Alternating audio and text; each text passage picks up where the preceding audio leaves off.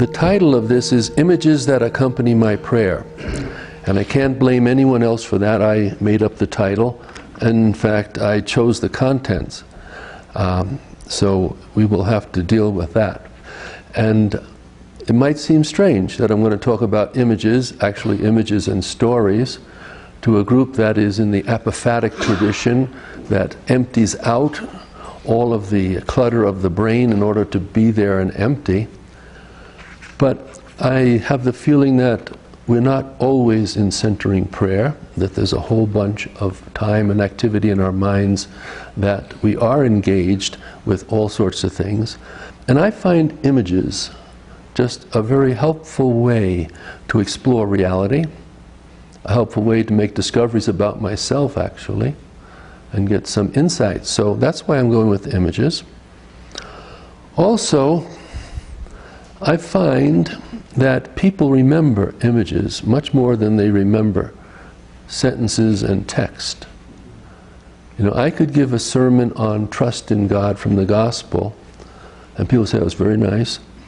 And I could give the same sermon 2 weeks later, and people would say it was very nice. And wouldn't even realize that's just what they heard 2 weeks ago, because it's the same we always hear. But if you put an image into the homily, you can use that same homily 10 years later after you dust it off, and people say, I remember that. The last time you used that, and it's right there. It just, our minds work that way. So I'm putting this out this way to see if it'll provide a little something to hold on to. And besides that, I'm actually going to have quite a few images and stories. And in a sense, there's a beginning, middle, and end, but it's not going to be obvious to anybody. So you're free to really pick any part of it, any one of them, any two, any three, that fit an experience of yours that might help you or do anything to further your own practice. I also find that when you use images, it sometimes causes other people to spin off their own images.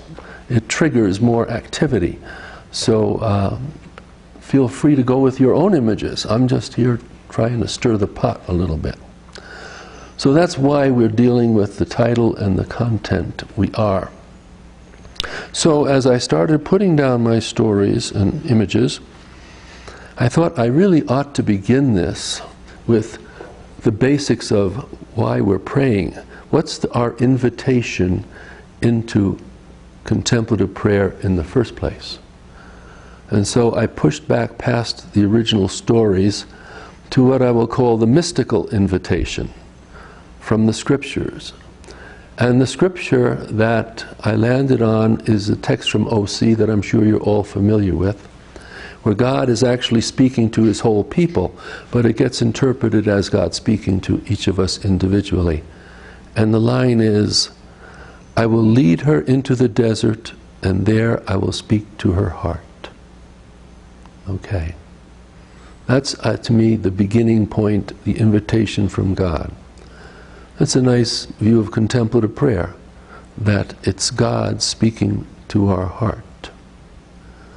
And interesting too that he isn't just speaking to the heart, he first leads her into the desert. Whatever that might mean, okay? If you think a little literally, it might mean going away for a retreat into the desert, or something of that. Or, I know some people even have a place in their house they set apart as that's the part for prayer. And that's a little desert. Or it can just be within ourselves that we have that desert place. The emptiness of contemplative prayer itself is the desert in which God is speaking to our heart. Now, about 20 years ago, about 30 years ago, I was at a retreat given by the Holy Cross Father John Donne, teaches at Notre Dame University. And he was using this text, and then he said, you know, we can get a certain richness by turning the text around, reshaping the phrases. So what he said was, in this case God is speaking, I will lead her to her heart, and there I will speak to her emptiness, her desert. So there's a richness with that. There is also in that, to my mind, I'm not sure what he said after that, so that 30 years ago that's gone, but his word is there. But I think there's a need we have today, perhaps more than before, I don't know, to be led to our hearts, to find that place within us that we would call our heart, that center of being, that center of not only feeling and emotion, but of reaching out in love and caring, that center. And our own era can have so many distractions, so many different things. I was talking at the table last night, we talked about being so rational that it's not easy to get to our hearts at times. So interesting, God saying, I will lead her to her heart. It's a great grace right there, to be led to our heart. And then, from there, I will speak to her emptiness, that deep emptiness in the heart.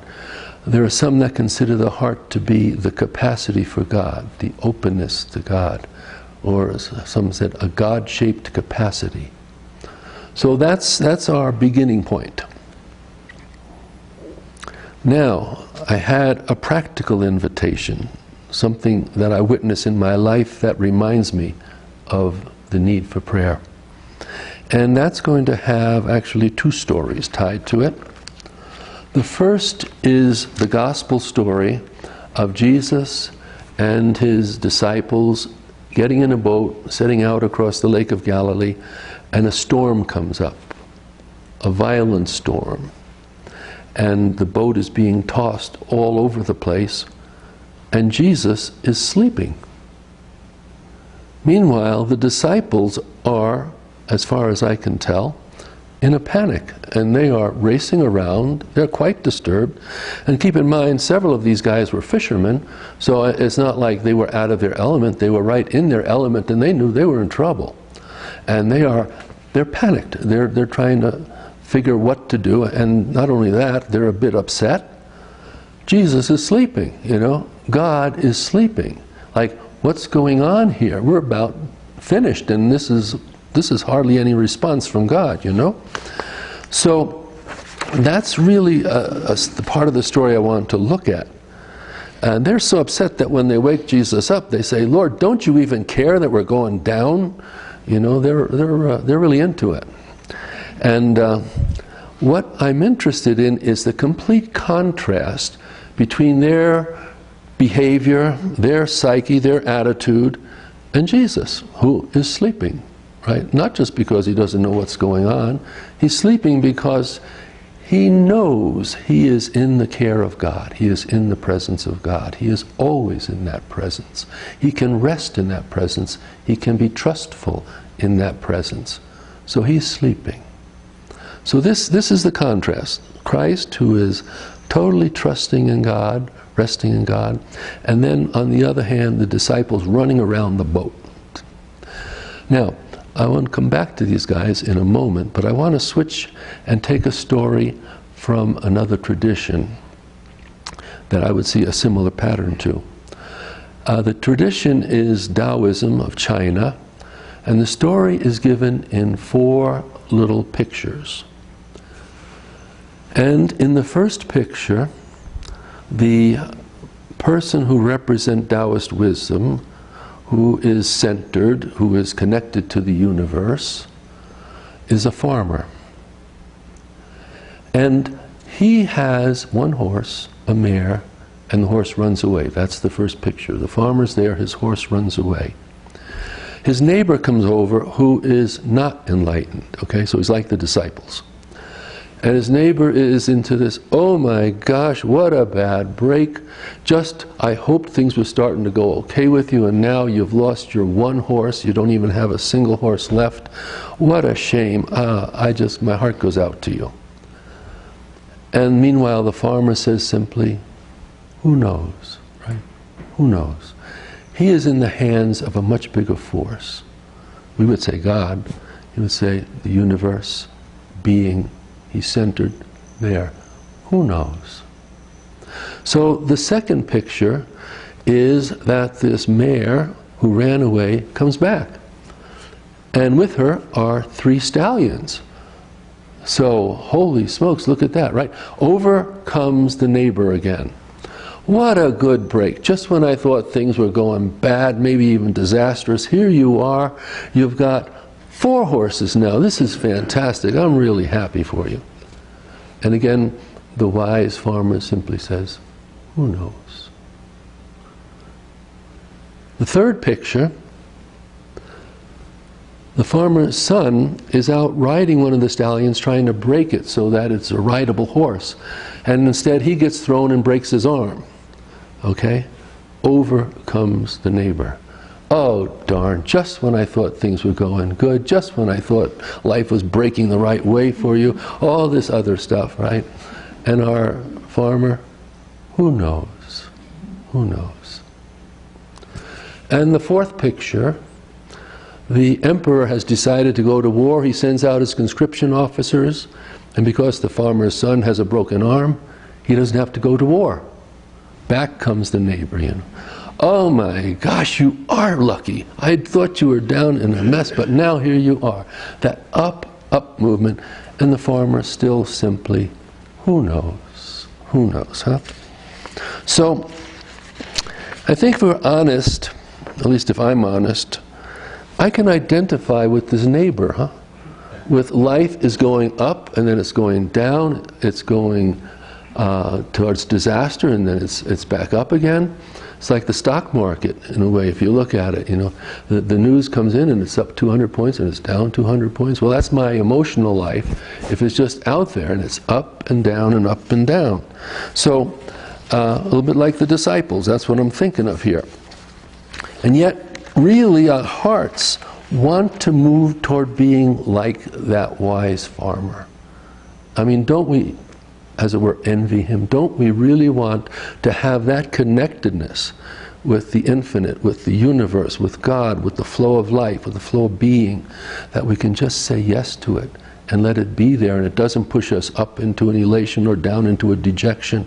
It just lets us be, and we are interacting with it without all that other stuff. And that's what I see in Christ sleeping in the boat, that same beautiful characteristic of being totally in touch with God, the universe, what's going on, and being able to say yes to that and be with that. It seems to me that's what we really want. I see contemplative prayer as a key to this change of attitude. It opens us up to simply being in the presence of God, consenting to the presence of God, consenting to His action in our lives. And consenting to that action no matter what the action is. So even if the action is threatening or doesn't look like what we wanted to have happen or whatever else, we don't specify the action. We're consenting to the action. And we recognize it's God. And so we're surrendered to God, and in that surrender there's an equanimity and a peace and a calmness. And as this attitude of acceptance, surrender, consenting, whatever you want to call it, grows in our prayer life, it obviously spreads out past our prayer life and becomes a part of how we simply are in our lives. We become able to recognize God in all the different dimensions of our lives and be able to say yes to it, whether it's something we really like or something we'd prefer not to have happen at all. We go deeper than that, deeper than those feelings, and find the mystery of God and trust that God is holding us in love and prayer. So that's what I'm seeing here. Now back to our story for a moment, for a point of difference. When this trust begins to be operative in us, it doesn't mean that God's going to work a miracle for us. Okay? In the gospel story, He did. So in the gospel story, Jesus gets up and says, okay, storm, calm down. Waves, get quiet. And it clears up the whole scene. Well, that's kind of nice, you know. But you may have noticed that doesn't happen very often. It's not the way God normally deals with life for us. Even in Jesus' own life, God didn't deal that way. There were miracles, and just as there are miracles in our lives, I believe some people are cured of cancer for no medical reason at all. And you just say, wow. And yet, I've prayed for any number of people with cancer and they die, and that's a process we get into if we want to. But on the whole, God doesn't work miracles out there in the out there world. What's happening is inside. And with Jesus, when he was at the end of his life, he was more or less abandoned by his disciples. He could see what was happening in front of him. He could see that the high priests and whatnot had turned against him. He prays to the Father, if it be your will, can this pass from me? But the Father didn't come and work a miracle. Jesus went through that, and went through it with an act of trust that had to be as deep as anything we could ever face with the worst circumstances in front of us. And Jesus did. Of course, the resurrection came.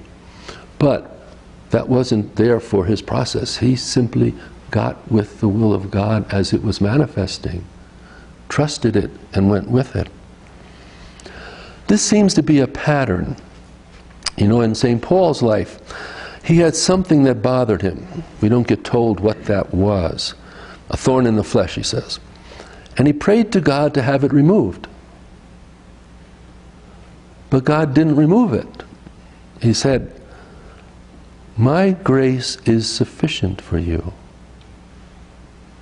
My power is made perfect in weakness. So again, Paul doesn't get his circumstance answered by a miracle, but by a word from God. My grace is sufficient for you.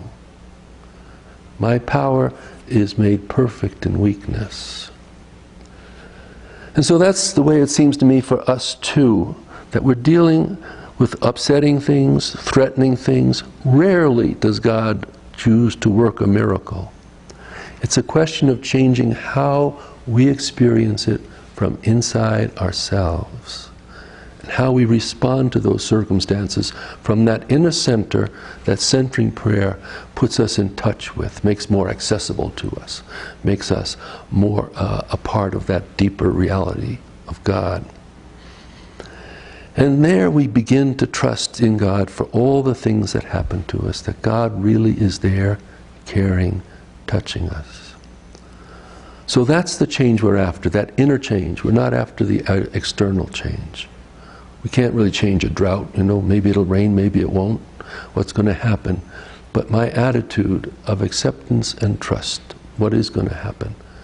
And that's where centering prayer is so critically important. So when I see the sea getting more turbulent and circumstances getting rougher and my feelings going up and down, that's what I call my practical invitation to increase centering prayer, increase contemplative prayer. So that can bring me to that calmness, that equanimity at the center. So that's the invitation I'm working from. The mystical invitation, so beautiful, from O.C., and the practical invitation. I'm thinking I'm touching base with some of your feelings that in life we get like the disciples, in life we get like the neighbor running over up and down with all the circumstances, and we desire to be deeper than the circumstances. We desire to come from a place. We have to live in the circumstances and act in there and perhaps bring some good into the circumstances, but our source is deeper within us. It is that presence of God deep within us. Okay, now I wanted to move on a bit with another story and look at how we experience contemplative prayer. And in particular, I want to be saying that contemplative prayer is not our work. It's God's work. Or at least, it's mostly God's work. And we have a little bit to do in the process. And I want to do this by a story. It's a story I got from Megan McKenna. I don't know how many of you would know her. She's written a lot of books on scripture and social justice. And she's a friend of ours. And she has a book on Easter titled "And Morning Came." And there are two good stories in that book that I like. She probably has a lot of good stories, but there are two I like, one at the beginning and one towards the end. So you get one now and one a little later. And she said the story is true. However, a few questions come up in a skeptical mind. And she said, now, all my stories are true, and some of them actually happened. So that's the fact that stories have a truth to them. That's not all of them historically happened, and here we are. This story starts with a mother who had a great love for music. She herself played the piano. And she wanted to pass this love of music on to her children. Problem is, she had 4 boys. So the boys didn't respond too energetically to this desire of the mom. In fact, the first 3, after a bit of piano lessons and so on, just really abandoned the project entirely. However, the 4th boy, who was still very young at this stage, did show some interest, and he actually even liked the lessons, and he was just getting into it a bit. So the mother wants to try and do everything she can to encourage this interest in the boy. So for his birthday, there was a happy coincidence. The great pianist Paderewski was coming to town, and he had one matinee show that had tickets of a reasonable price.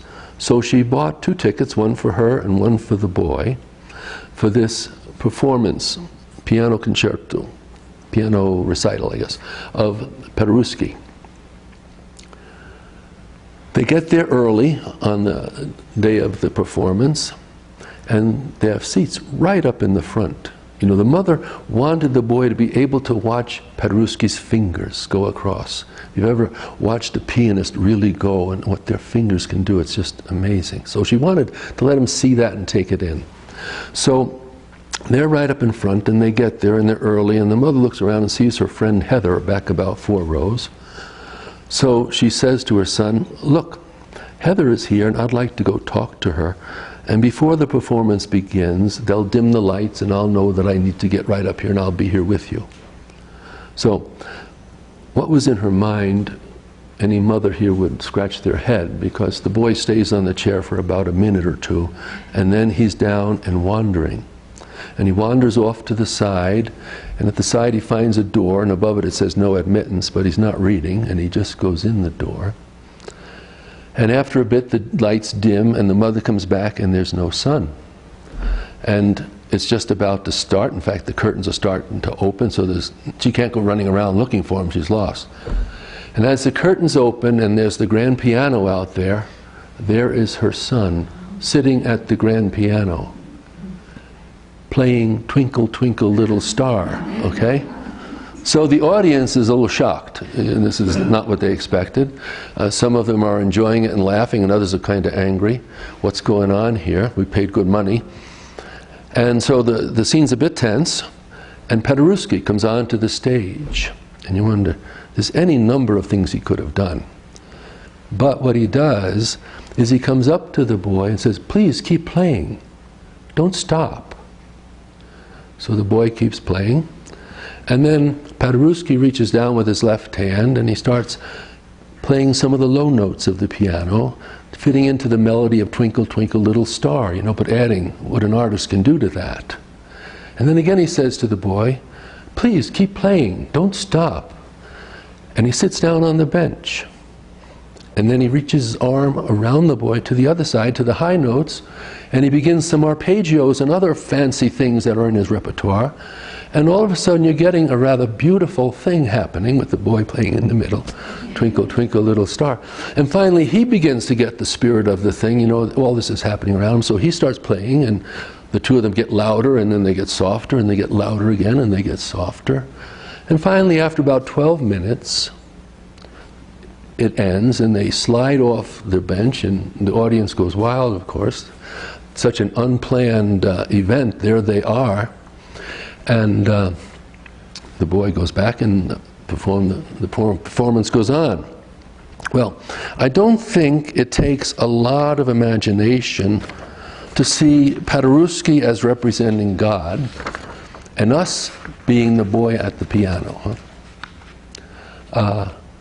It could represent our lives. Really, that's to my mind, how we live our life. We have our stuff, we do our stuff, but surrounded by this divine presence, a rather loving, caring, protective presence, who is adding to our little melody all of the other strains of God's power, God's love, God's forgiveness, all of that going out into our lives. At the same time, I want to take this and not apply it simply to our lives, which is a good application, but I want to apply it to our prayer, because that's what we're talking about here this afternoon. To me, it seems like, in a way, prayer is a microcosm of our life, which is a macrocosm. What we can say about our life, we can say about our prayer, and what we say about our prayer, we can say about our life, and they interact. So, we provide this twinkle, twinkle, little star in our prayer. That's about what we do. Actually, probably our first contribution is we show up. And anybody that checks in with any spiritual prayer tradition will say, showing up is the first thing. We do that, we show up. And so, in the light of that, the showing up, the going up onto the stage, the sitting down at the piano, and the beginning to play, all of that is already God's grace. It's our showing up, it's our opening ourselves, our emptying ourselves, and being moved by God. All before God even comes in, as it were, in the figure of Paderewski, to begin the playing, which is more obvious. So, what we're doing is bringing this small contribution, showing up, and then our little piece of twinkle, twinkle, little star in the middle, and God is meanwhile adding onto our little piece, filling in the beautiful strains of what God is capable of. It's God's product. He added all the things that make it work and make it beautiful. What we bring to it is the emptiness, the receptivity, the openness. That's the whole work. Really, it's God's world.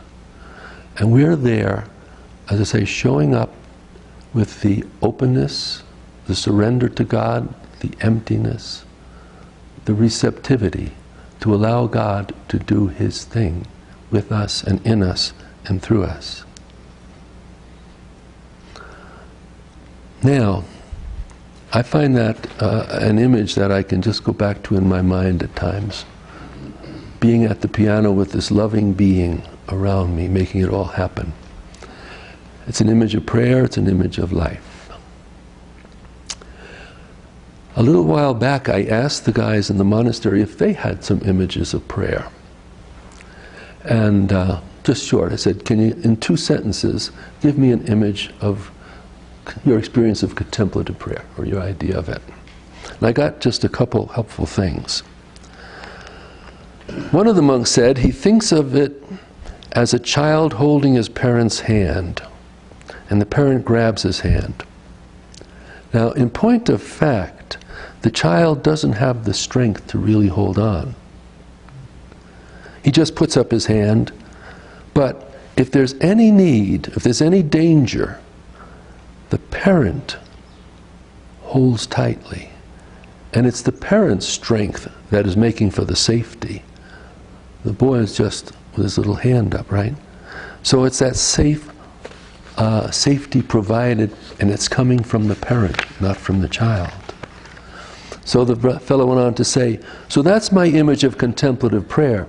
It's not me putting up my hand and reaching out and holding on to God's hand. It's God reaching down and holding my hand. Not a bad image. Another monk said he considered liturgy and spoken prayer in general to be us seeking God.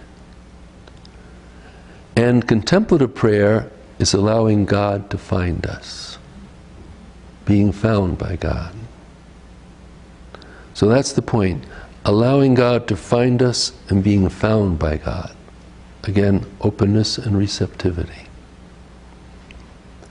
Another one said that for him, contemplative prayer is like a leaf falling off a tree into a stream that carries it along, carries it ultimately to the ocean.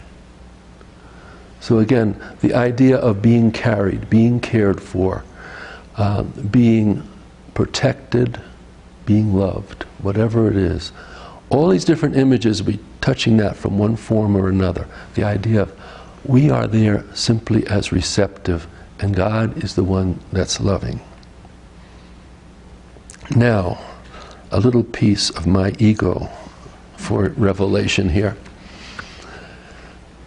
In centering prayer, the key point is consenting to the presence and activity of God. And that's the phrase that gets shortened down to.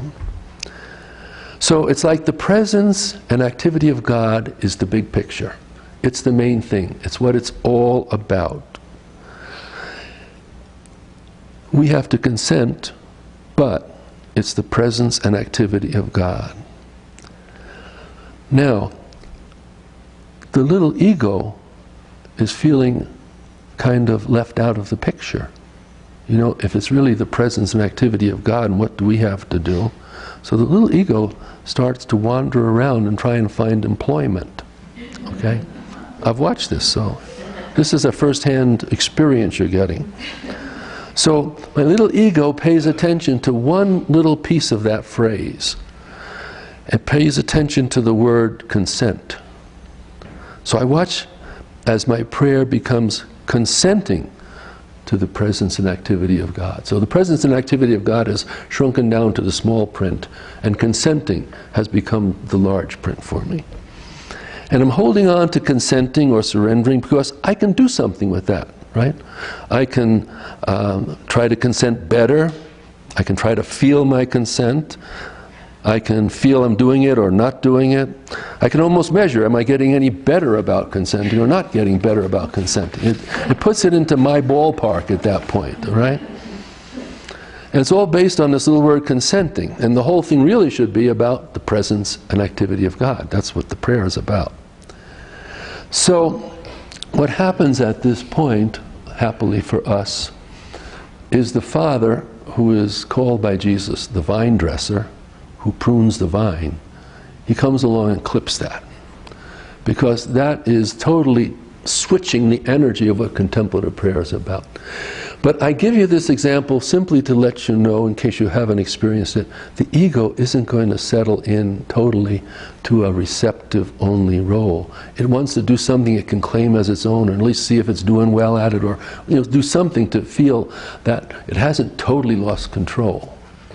And yet the fact is, what we're after is totally losing control and entrusting ourselves to God. Another example along that line is this. I went to a good high school.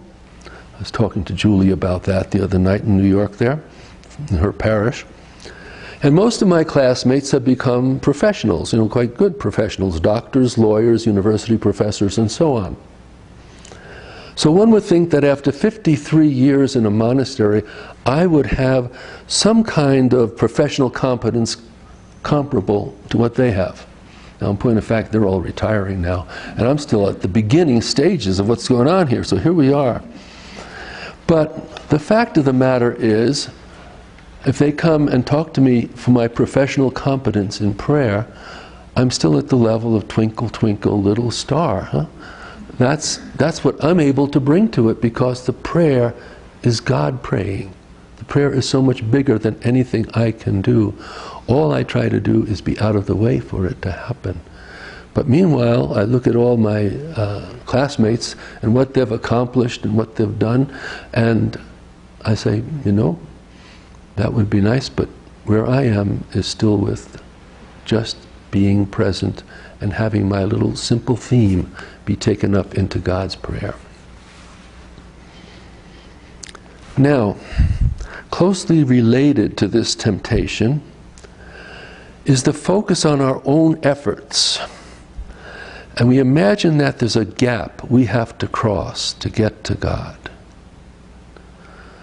We imagine that there's a distance that needs to be covered. It's called the Great Delusion, this idea that we are separate. And you no doubt have heard much from Thomas on it. Some even think this sense of separation is really what the essence of original sin is. That we're born with a sense of separation, and that is original sin, that we're separated from God. But it's a delusion, because we are totally dependent on God for our life, our being. If God didn't love us and hold us in being, we wouldn't be here. And yet clearly we're here.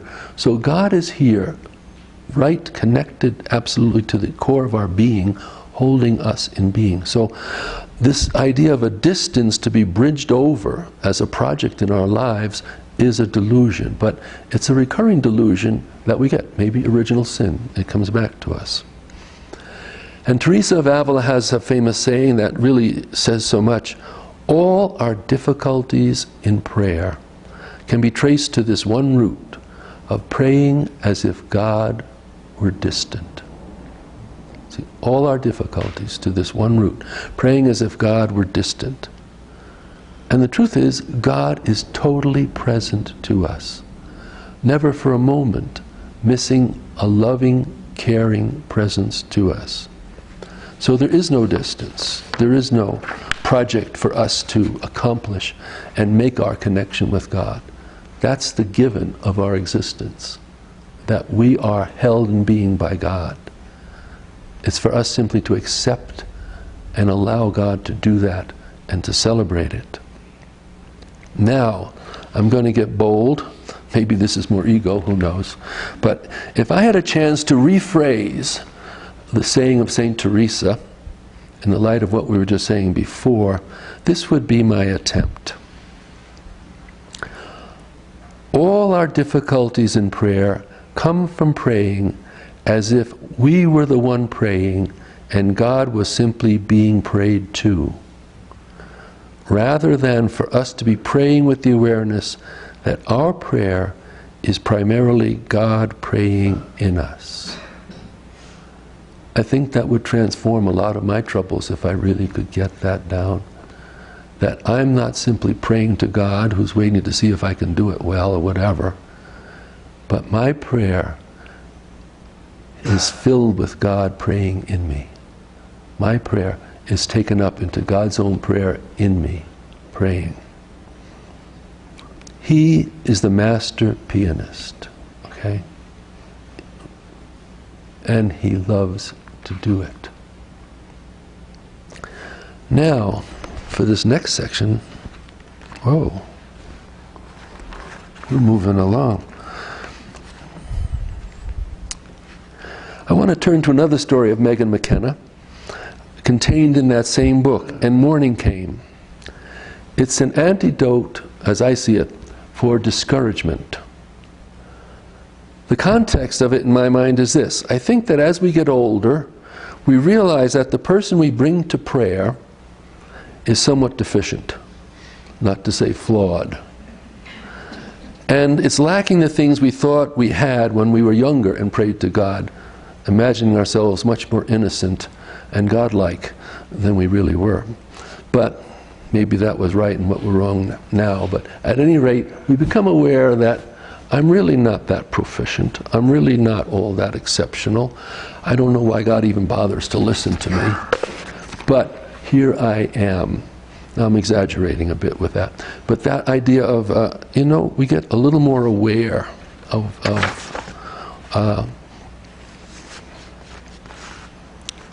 I'm not exactly what I thought I was when I was younger, and the prayer itself is a little drier than I used to experience when I was younger and I thought I was on a honeymoon with God and all that, and yet I still come to prayer, right?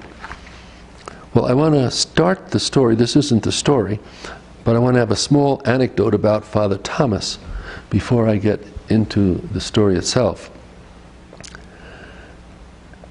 And that story goes back 30 years to when we were having an inter-community meeting with the Lama Foundation in Taos, New Mexico. And at this point, they were up visiting us at the monastery here. And we were just kind of filling in as we went along. And we came up with the idea of having a dialogue together. Those that wanted to from the Lama side and those that wanted to from the monastery side. We got into one of our larger rooms in a circle of chairs like this. And it was a Lama person that brought forth the first question. We have all been doing a spiritual practice for some time now. What do we have to show for it? Okay? So immediately I start looking at the tiles in the floor, as did many others in the room, actually. And there was this embarrassing silence as my mind is racing fast to, what sign of improvement can I come up with here? I really don't look and see very much to answer his question. And finally, this embarrassing silence is ended when Father Thomas speaks, and he says, I have nothing to show for it. In fact, I think I've gotten worse. All I have is my total trust in the mercy of God. So I said, boy, why didn't I think of that? But the fact is, I didn't think of it. But that was Thomas's thing about this, what I'm saying. As we get older, we're less cocky about our virtue, and we're less assertive of what we've accomplished in any kind of spiritual line. So with that, I'd like to start into this story. The story is about Itzhak Perlman, certainly one of the greatest violinists of the last century, and takes place in New York City, perhaps at Carnegie Hall. It involves a violin concerto being put on as a showcase for Itzhak Perlman's great talents. He was, such an incredible player. They wanted to just have him up there, and they picked the pieces that would best demonstrate his incredible talent.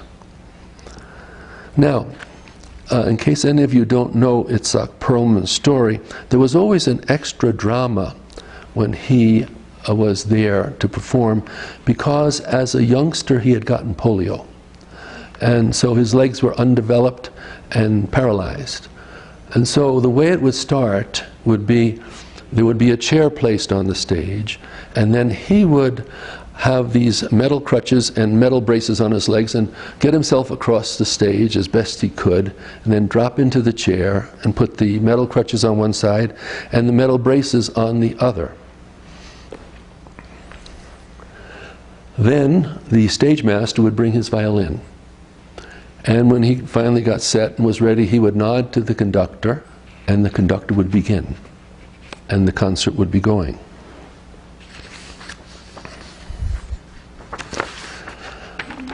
During the concert, Perlman himself, great star that he was, is watching the orchestra conductor and following his lead. He didn't have music in front of him. In fact, he didn't need it, and it wasn't even there. But he was using his energy to get his cues from the conductor of the orchestra. And it's going along. That's a little lesson just in itself. And this concert is going very well, and it reaches the final piece, which was the absolute showcase of his power, a very passionate, lively, fast-moving piece. And as they're going at it, there's a twang. A string broke. The audience gasped, and the orchestra turned around. The members of the orchestra turned around, and they were facing, they just stopped. And the conductor turned around and said, what had happened? Huh? And Itzhak just nodded to him to start the music. And the conductor kind of pulled himself together, and the orchestra, and they started. And Itzhak picked it up right from there, playing with just 3 strings, and in his head transposing what should have happened on the 4th string to the 3 remaining strings. That's an incredible feat, making that kind of transposition for a very fast piece right on the spot. But he did it. And it went on for about 6 minutes and reached the conclusion. And when it ended, there was no applause. People were stunned. They were awed. And finally, of course, they exploded with applause, and the orchestra members start pounding on their little music podiums, and the place is going wild. And Itzhak makes a sign he wants a microphone. So they bring him a microphone, and he says this: all my life, it has been my vocation, my mission in life, to make music with what remains. And he repeated it. All my life it has been my vocation to make music out of what remains. Now, when I first read that line, I was just totally struck by it, and I still am over and over. The whole story is setting up that line to my mind. He's talking about, you might say, the concert to some extent. He made music with 3 strings instead of 4. He made with the 3 that remain. But really, he was talking about his life. That he made music with what remained. He started with a broken body. A body that a lot of people would have called it sufficient if I survive. Just move on. But not him. He had that body in such a way, and he put it to such a use that he could make beautiful music with it. So he made music with what remained. So too with our lives, that to make music with what remains. That's really what we're up to, as far as I can see. I'm in particular now referring to prayer, because as we get more and more aware of our limitation, how limited the gift is we're giving God by ourselves showing up, like it's not this great package you're getting, God, it's just me here. But not to get discouraged, we go on making music with what remains. And perhaps, our failure in prayer, our failure at different things in life that come our way that we fail at, make us more fully aware of our real need for God and of God's working with us all the time. In fact, we get to be aware that God makes music with what remains. God is the one who makes music there with what remains. And it's really God who prays in us and makes our prayer to be music with what remains. Nowadays, the Gospels and Scriptures get translated into different freer forms of text. And one of those I want to bring in here for just a minute. And it's somebody's translation of the Beatitudes. And the first Beatitude, as you know, is, "Blessed are the poor in spirit." But in this text it gets translated, "Blessed are they who know their need for God." It's just very simple. Blessed are they who know their need for God. So what happens actually, I'm painting it as if it's a going downhill. We get more aware of our limitation, but what's really happening is we get more aware of our need for God as we're going along. And more aware that it is God who is making music with what remains. One time, I was praying some years ago, and granted, we're not supposed to get images in our prayer, but this image came up in my prayer. And it wasn't a visual image, it was a word image. Coming from wherever in our brains these things come from, I don't know. And it was in the first person, as if I were speaking, but it wasn't me that was speaking. And the phrase was simply this: I am a song being sung by God.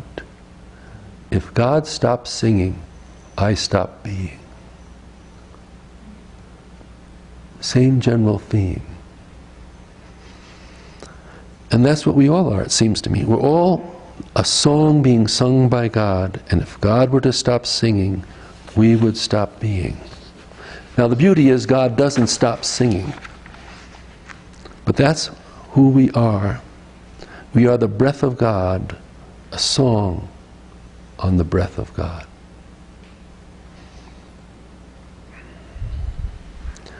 One final thought on this is that we're providing receptivity. I've said that over and over. That's our gift into this. Just to say it's not a neutral receptivity that we provide. It's not, it could go this way or that, as it were. It's not something like my memory, which used to occupy the place between my 2 ears, but has become this gray swamp. And it's like who knows what's going to come out of it at any given time. Something it'll remember that I never thought of, and something I wanted to remember it won't remember. It's just kind of a neutral on its own blob up there, But that's not what we're talking about when we talk about our receptivity. our receptivity is already committed. Our receptivity has yes written into it from our perspective. When we are open to God and what's going to happen in our world and all the ways that God speaks to us and what happens in our circumstances, we're not neutral. We're already committed to yes. Thy will be done. What Mary said. Not my will but thine, as Jesus said. That's in our receptivity. So I just want to be clear that when I say receptivity, it's not a neutral, indifferent, uncommitted word. The receptivity is committed. It's committed to a yes to God. So, this is running a little longer than I thought. We'll go on. I only have 13 more pages. Okay. So, I want to tell another story on this general theme of making music with what remains. And this is a little different. It's a little more concrete, with a concrete disaster. But this story is real because I witnessed it. Actually, I didn't witness the it of it, but I was here in this room when we ended a centering prayer retreat and we had the checkout and the fellow gave his story, which is what I'm going to repeat here. So I witnessed it to that extent. I was there when he did it. And to be honest, when he told the story, having several days between him and the event, he told it with a certain humor in it. So anyhow, we have these centering prayer retreats once a month, and he came on this retreat with a goal, okay? Now we don't advise people to have goals or have expectations, but he did. You know, we don't beat him down because he has a goal, so he had a goal. And his goal was this: he had been working all year on trust, and so he thought this would be the right time to polish off that project on trust and to get totally put together on that. So not only did he have a goal, which we didn't advise, he even had a timetable for it, okay? So the retreat starts on a Tuesday and it ends a week Thursday. So Sunday's right in the middle. So he had Sunday as his day, and not only Sunday, it was the middle of the day meditation on Sunday, just before dinner. And this was going to be the moment when God would bring to completion this project that's been working inside him, okay? So he was getting himself ready. He was going to be fully in shape and alert, and he went out climbing on the hills. He's quite athletic, this person. And dropped down in time to get in his room and shower and be all neat and ready and perky as he heads into the meditation room. So he comes into this round corridor and he sees the door closed, which means people were already meditating and he couldn't go in. So he's like, what the heck? And he walks off and he sees the schedule and realizes that on Sunday that middle meditation starts 15 minutes earlier. So, darn. So anyhow, the deal is at that point, if you're going to hang in and not stomp off, you go and sit down in one of the chairs here in the round corridor, circular corridor, and you meditate there until the walking meditation in here, and they open the doors and then the person would find their place. So he's sitting out there like, what the heck, God? I trusted you to get this thing done. You know, I let you know just what was up and all the things that were expected. And look at this, I'm not even meditating in there. You know, here we are out here. And so he's just steaming away at that. And then after a bit of meditation, he says, that's a pretty shabby trust, isn't it? I told God what I wanted and trusted that he would get it done. That doesn't sound very good to me. So then he meditated a little more. And he came up with, you know, I think that's what I've done my whole life. I've simply handed God my agenda sheet and trusted he would get it done.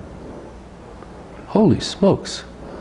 And he sat back, and of course peace is coming into his soul at this point because he's out of that ego and the upset, and he's realizing something that might have been the greatest grace of the retreat, perhaps of the year, perhaps of his life. it's, if we're off on that track, it's really nice to get straightened out because it's heading for bad news. So he finally got it, and he got it on Sunday and at the midday meditation, just like his program had said. But he didn't get it the way it was said. So my point is, it was a disaster, okay? But he made music with what remained. He didn't stomp off, he sat down there. And really, as I said before, God was making music with what remained. And it was the best song in his life. He got his eyes open to what real trust in God was, and therefore what real life could be at that point. So that was how things worked for him. Now,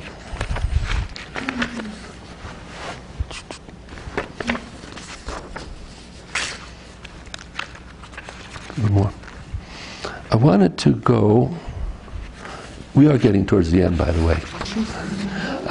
I didn't know how long this was going to be, and it was hard to... Don't stop playing. Okay. So that last section I was talking about is an antidote to discouragement. If we get to be such and such and realize, hey, God makes music with what remains. Rejoice in it. Don't be discouraged about it. Rejoice in it, huh? So now I'd like to look at an image that helps me when I'm feeling constricted.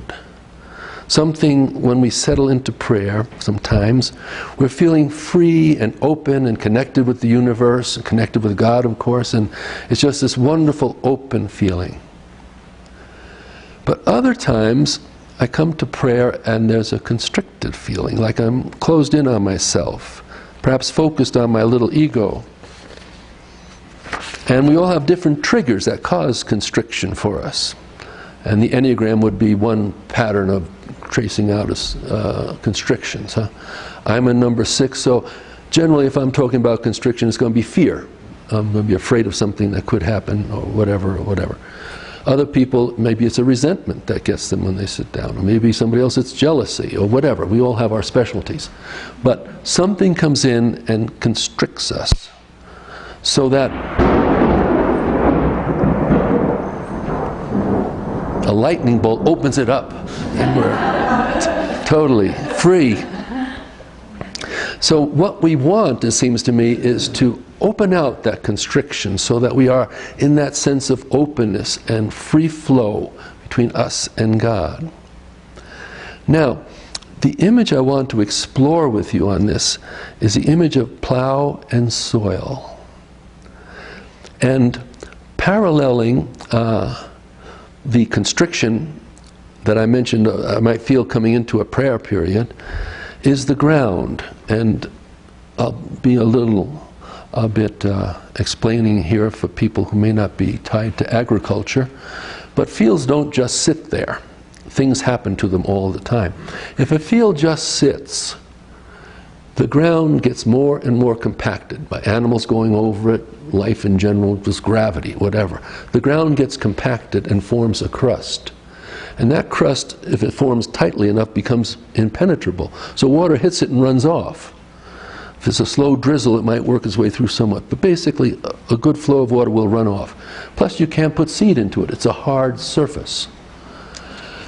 Again, the image of constriction. So when the ground has reached this level of constriction, of having a crust, of not being able to receive the moisture that's coming, receive the seed, what you do on a farm is you get it on your tractor and you get a plow hooked up and you go and break up that crust with a plow. So a plow goes underneath the crust, it reaches down, curls the crust over and breaks it up so that it gets to be soft again. So that's the image of plowing.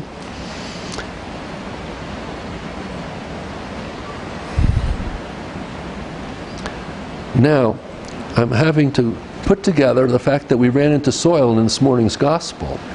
So part of what I was going to say showed up there by accident. But anyhow, what I'm up to is,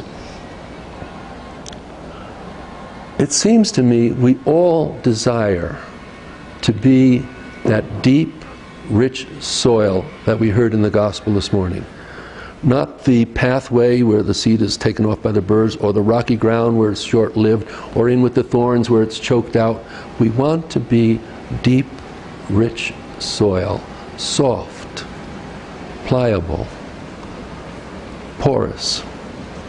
So we want to be plowed, is what I'm up to, because only as we are soft soil are we able to receive the seed that comes from God, the seed of God's Word in whatever way it comes to us, and receive the rain that comes down and nurtures that seed, and then the sunlight which on that soft ground with the moisture in the ground and the seed can bring forth a crop in the great abundance. So I really have loved that image for much of my life. The image of soil. Whenever we get that, I love it. I don't think I'm unique in that, or I wouldn't bother you all, but it just seems to me I see so many people that love planting things and potting things and so on. I like to get a bulldozer and push the dirt that way, but it's a similar thing. Now, a little word of warning, that goes with this thing, because I have gotten to use the prayer, Lord, break me open, like that soil, break me open. And I find it's an effective prayer. I'm sitting down and I say, Lord, break me open. Or if it's in life in general, talking about something, I will say, Lord, use this to break me open. And darned if he doesn't now, but not always painless, but it's there. And I do want to be broken open. I do want to be that soft soil. So the warning is this. You have to be specific. I found that out with God, because I was using this prayer. It was just the time, just before I became abbot. I could see I was about to become abbot. I was not a happy camper at all. And I was using, Lord, use this to break me open. Okay? And a family was visiting one of the monks down at the ranch house, and we were doing what we used to do in those days. We were playing volleyball on the side of the ranch building.